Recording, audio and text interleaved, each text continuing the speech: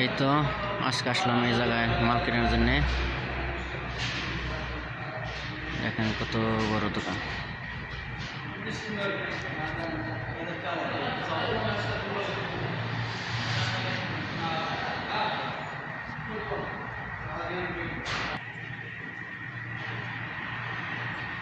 অনেক সুন্দর দোকান, অনেক সুন্দর সাজাইছে দেখেন।